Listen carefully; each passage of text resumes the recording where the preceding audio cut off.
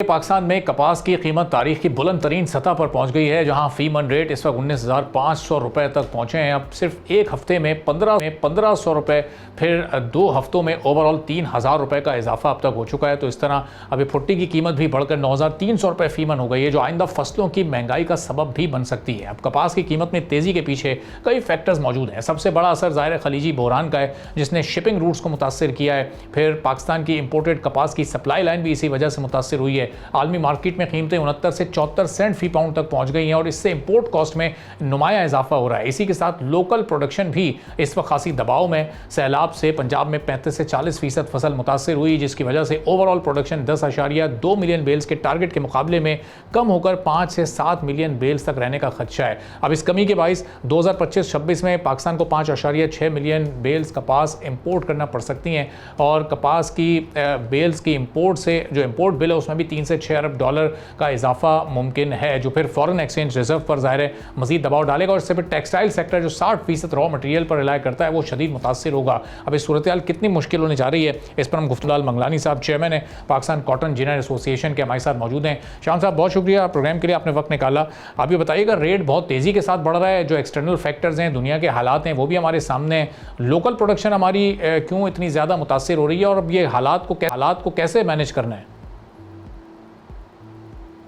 Ji thank you. Almost सारी चीज़ें आप अपने इंट्रो में कवर कर बैठे हैं। बाकी एक तो हमारे यहाँ जो इम्पोर्ट ये वॉर की वजह से सारे जो ट्रांजिट जो डिस्टर्ब हुए हैं, इसी वजह से हमारे कॉटन भी रॉ मटेरियल जो हमारा है वो भी डिस्टर्ब हुआ है। यहाँ लोकल इतनी अवेलेबिलिटी है नहीं, लोकल क्रॉप हमारी शॉर्ट है। शॉर्ट के पीछे मैं ज़रूर एक चीज़ बताऊँगा आप लोगों को कि ये सुन के बड़ी हैरानगी आपकी होगी कि पाकिस्तान में जो 60% जो एक्सपोर्ट है हमारी टेक्सटाइल सेक्टर की है। उसका रॉ मटेरियल हम आज भी इंपोर्ट करते हैं, जबकि कहने को तो ये हमारा मुल्क जो है एग्रीकल्चर बेस है।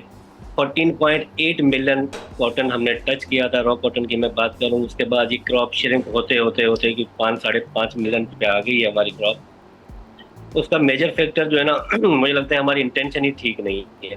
तो हमारा ही तो ये हम लोग इस तरह की सीरियसनेस है कि पाकिस्तान के साथ हम क्या करने जा रहे हैं। एक कमोडिटी, एक कॉटन जो आपकी पूरे पाकिस्तान में जो आपके टेक्सटाइल का 60% से ज़्यादा उसका शेयर है, बजाय उसको हम फैसिलिटेट करने के, बजाय उस चीज़ों को हम प्रोमोट करने के, हम वहाँ पे जो ऑलरेडी जो अच्छे अच्छे एरियाज जो पाकिस्तान में किसी टाइम पे रंजर खान, बावलपुर, बावल नगर, गोटकी डिस्ट्रिक्ट, ये प्राइम एरियाज होते थे कॉटन के, हमने वहाँ बजाय चीज़ों को और बेहतर करने के हमने उन चीज़ों को डिक्लाइन की तरफ लेके गए। उसका मेन रीज़न ये है कि हमने वहाँ पे शुगर मिलें लगाई है, हमने शुगर केन को प्रमोट किया है। जो बाकी आपने प्राइस की बात की है, एक वही आप जो बात कर बैठे, एक तो इंटरनेशनल प्राइस, बिल्कुल इंटरनेशनल प्राइस भी बढ़ी है, लोकल डिमांड और सप्लाई कर, क्योंकि हमारे पास कॉटन इतनी अवेलेबल है नहीं। जो न्यू क्रॉप आनी है उसमें भी अभी 3 से 4 महीने फर्दर लगेंगे।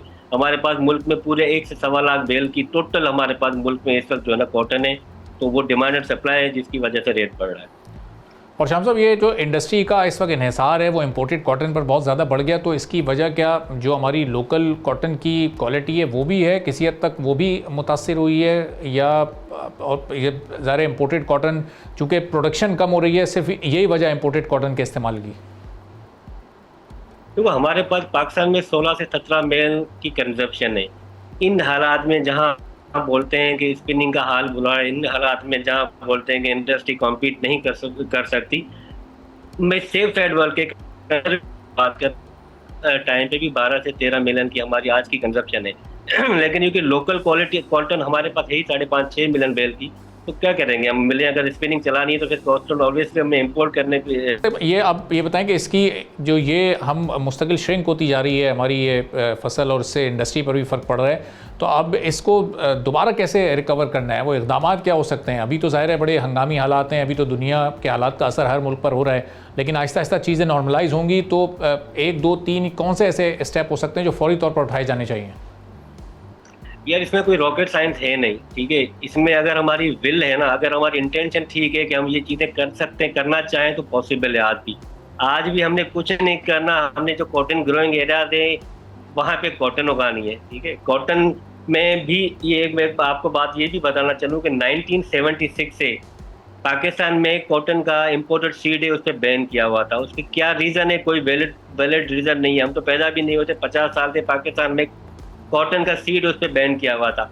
जो अल्लाह का करम है, इस साल हमने फेडरेशन के प्लेटफॉर्म पे SIFC को एंगेज किया है, जो जाके हमने भी 50 साल के बाद उसका बैन ख़त्म करवाया है कि पाकिस्तान में कोई अच्छा सीड आए, जिससे ये कि ग्रोअर्स को अगर उसकी यील्ड बेहतर हो जाती है। आज पाकिस्तान में ऑन एवरेज 19.8 मन, 20 मन से भी कम एवरेज आ रही है ग्रोअर को 40 की मन की बात करूँ कपास की। अगर यही हमारा कोई अच्छा सीड हो, उसी एरिया में रहते हुए अगर इसकी यील्ड को डबल लेके जाते हैं, तो हमारे पास, मैं नहीं समझता किसी IMF या कहीं जाने की ज़रूरत भी है। हमारी अपनी जो है ना पैदावार इतनी बढ़ जानी है, जिससे इंशाल्लाह और आने वाले वक्तों में जिस तरह सारी गवर्नमेंट की भी, SIFC की भी हमारे साथ जिस तरह की है अपना कोऑर्डिनेशन, इंशाल्लाह होपफुल है कि चीज़ें बेहतर होंगी। तो शाम साहब, ये सीड पर काम क्यों नहीं हो सका? ये क्या हमारे जो रिसर्च के इदारे हैं उन्होंने काम करना है, या हमें इसमें भी किसी दूसरे मुल्क की ज़रूरत पड़ेगी, कहीं से हमें इंपोर्ट करनी है टेक्नोलॉजी? इसमें क्यों कई सालों बल्कि दिहाइयाँ गुजर गई लेकिन हम आगे नहीं बढ़ सके? यार उस पर यह कि एक तो सीड बिल्कुल बैन किया हुआ था, तो कॉटन की तरफ लोगों का रुझान कम गया है। अब बाकी अगर मैं कमोडिटीज़ की बात कर रहा हूँ, जहाँ हाइब्रिड सीड आया है इम्पोर्टेड सीड होके, तो वो 20 से 25 मन की यील्ड आती थी राइस में, जो अब बढ़ के 80 से 100 मन की एवरेज हो गई है।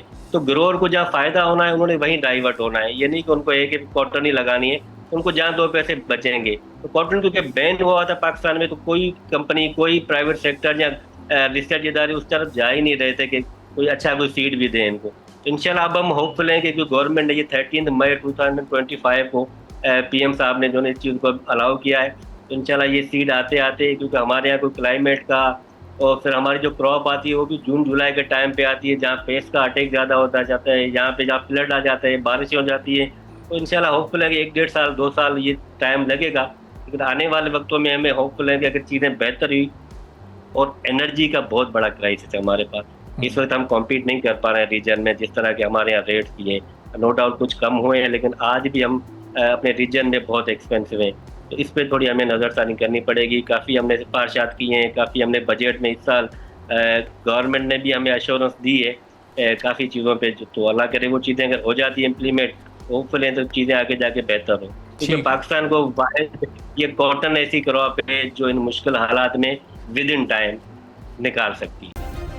सब्सक्राइब करें और बेल दबाएं ताकि कोई खबर रह न जाए।